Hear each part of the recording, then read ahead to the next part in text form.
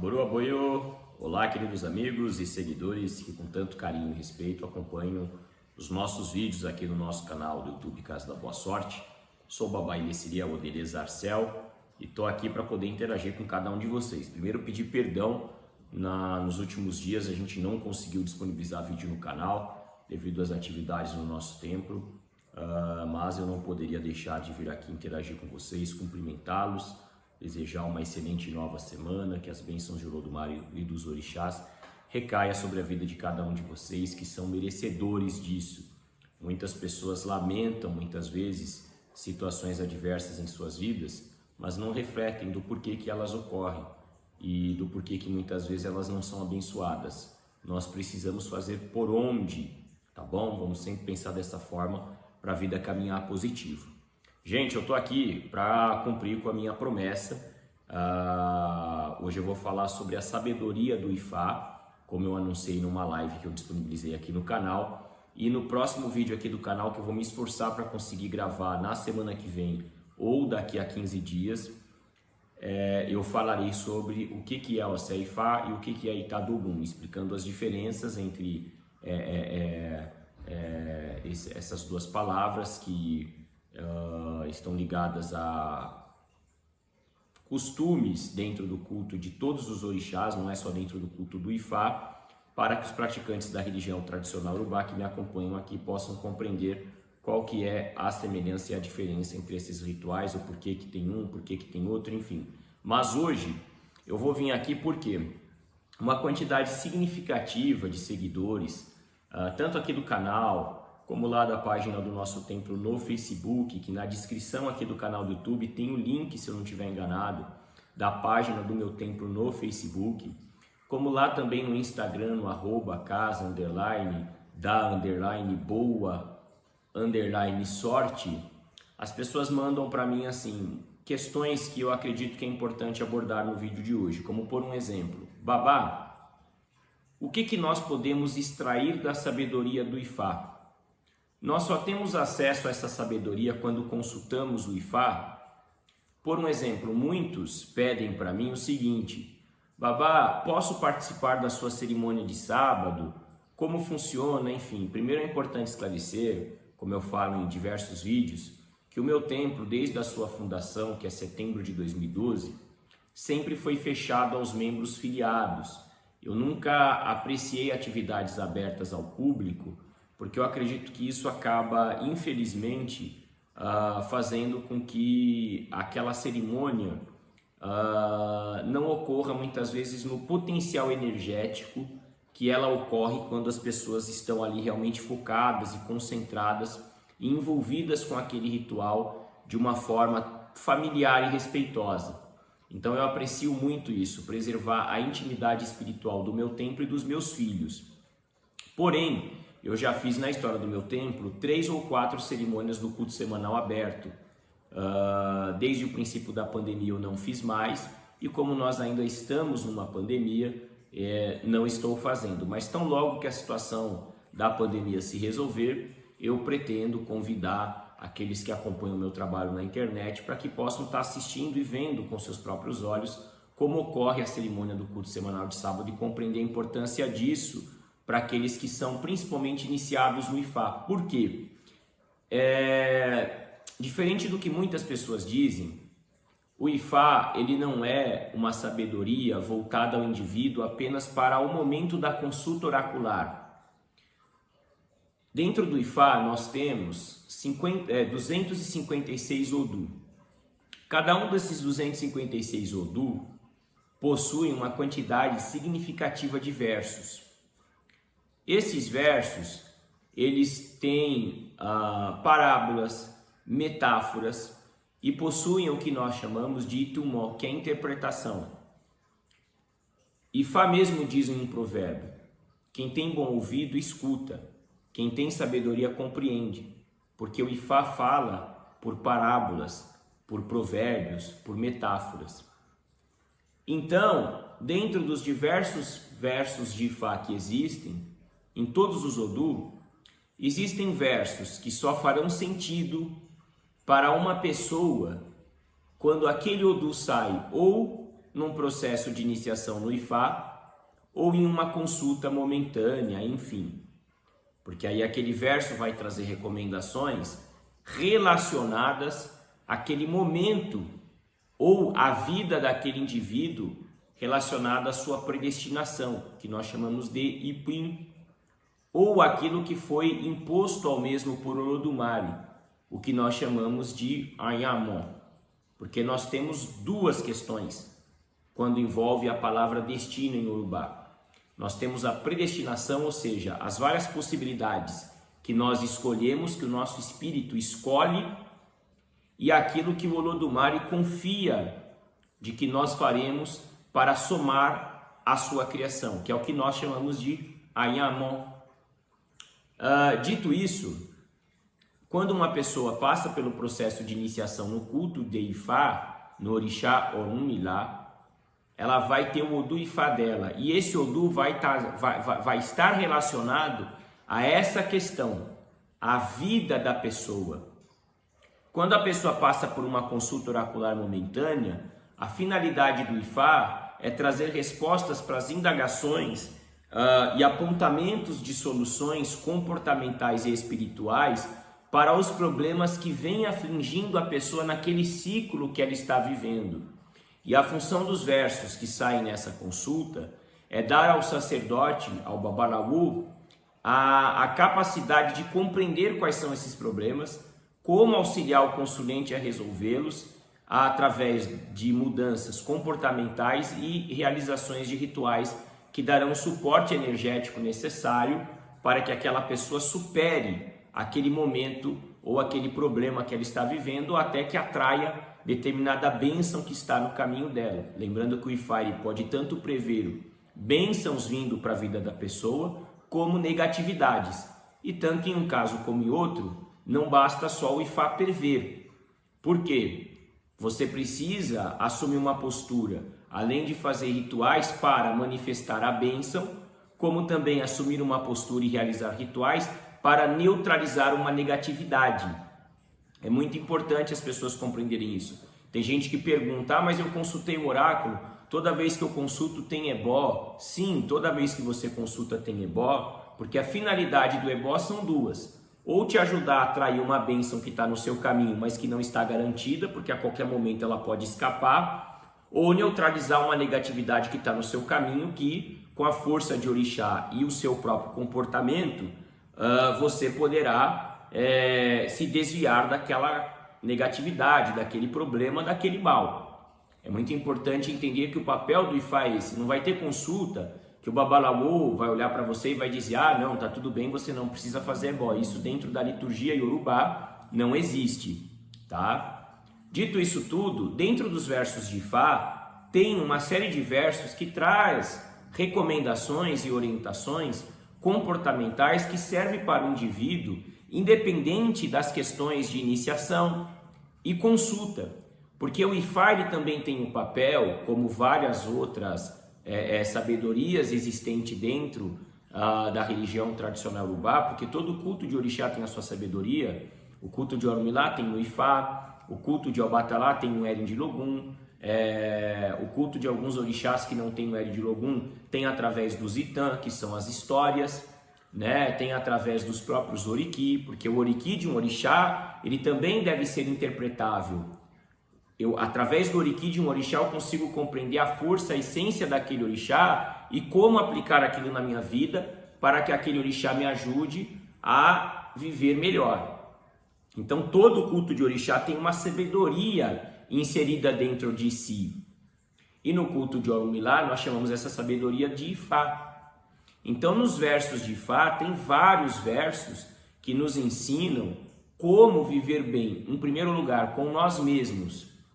Porque só um ser humano em harmonia com si consegue estar em harmonia com o universo no qual ele está inserido. O próprio ritual chamado Ibori, Oribibó, ou Bori, como as pessoas popularmente chamam no Brasil, que é o ato de alimentar o Ori, tem como razão e finalidade possibilitar ao ser humano se equilibrar internamente para que através desse equilíbrio interno ele possa se harmonizar com o externo. Porque você só é capaz de estar bem externamente se você estiver bem internamente. Não faz sentido dentro da filosofia e da cultura iorubá uma pessoa viver uma vida de aparência. Por quê? Porque ela vai estar vivendo uma vida vazia. Ela vai estar vivendo para o outro. E dentro da cultura iorubá nós precisamos estar em primeiro lugar vivendo para nós, né?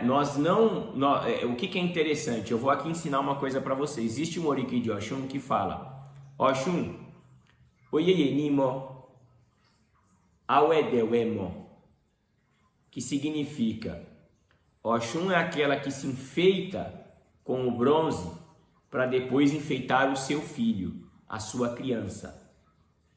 Ora, Oxum está me ensinando o quê? Mesmo que eu tenha um filho, eu não posso pegar tudo que é meu e dar para ele ficar sem nada. Eu preciso me preocupar em primeiro lugar comigo, estar bem, para que a sobra fique com o meu filho. Então você que está me assistindo, não é que a cultura iorubá defende que você deve querer tudo para você, não. A cultura iorubá defende o quê? Você precisa conquistar e acumular tudo de bom que você puder. Você precisa transbordar coisas boas para que aquilo que você tem de bom e transborda, você poder compartilhar com as pessoas.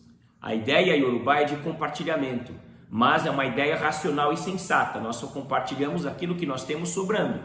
Aquilo que eu não tenho para mim, como é que eu vou dar para o outro? Então, por um exemplo, o Ifá, ele nos ensina isso. Todos os orixás nos ensinam isso. E é muito importante compreender que em todos os versos existem sabedorias que está voltada a: eu preciso ter essa sabedoria para viver bem comigo. E eu preciso aplicar essa sabedoria para viver bem na sociedade na qual eu estou inserido.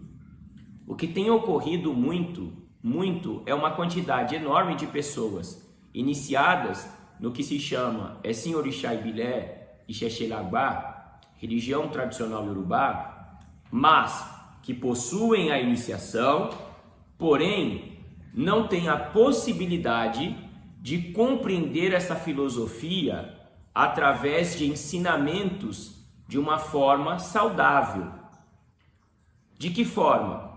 Aqueles que passam pela iniciação, além das orientações daquilo que aquele orixá traz para a sua vida, aquela pessoa precisa começar a compreender, aprender e assimilar o pensamento e a filosofia que existe dentro dessa tradição religiosa, para que aquela pessoa possa se enquadrar dentro daquele contexto. Na realidade, eu digo mais, eu acredito que o importante é, antes da pessoa passar por um processo de iniciação dentro da religião tradicional iorubá, ela se permitir conhecer isso, para ver se há uma identificação, e aí sim chegar ao ponto de tomar a iniciativa de passar pela iniciação de fato. E aí, depois do processo iniciático, somar isso. De que forma? Como eu falei, por um exemplo, existe um Odu Ifá chama Ogundamedi, no qual ele tem uma história muito grande que eu vou resumir. Nesse Odu, o orixá Osson desafiou o orixá Exu. E Osson, nesse verso, ao desafiar Exu, que era muito mais poderoso que ele, perdeu uma perna. E aí, a sabedoria contida nesse verso, que é extremamente grande, é: nós precisamos ter a sabedoria de escolher quem serão os nossos inimigos. Porque se eu escolher um inimigo mais forte do que eu, a chance de eu vencer é mínima. E a chance de eu sair derrotado é enorme. Então, fazendo um breve resumo, mesmo quem não tem o Odu Ifá Ogundamedi, não custa adquirir essa sabedoria, porque ela é uma sabedoria para a vida. Eu não vou ter um inimigo mais forte e mais poderoso do que eu e desafiá-lo, porque se assim eu fizer, eu corro o risco de perder essa luta, essa guerra, esse desafio. Então, o que eu quero que vocês que estão assistindo esse vídeo compreendam é que dentro do Ifá, por exemplo, tem verso de Ifá que proíbe a pessoa de comer frango. Esse tipo de verso não tem o porquê ser generalizado, Porque tem pessoas que precisam se alimentar do frango para aumentarem a sua vitalidade. Tem outras que esse animal, energeticamente falando, não é bom. Mas aí isso está relacionado à questão da individualidade do ser, a sua digital, a sua identidade espiritual. E aí, obviamente, que esse verso não tem sentido de ser trabalhado para o coletivo.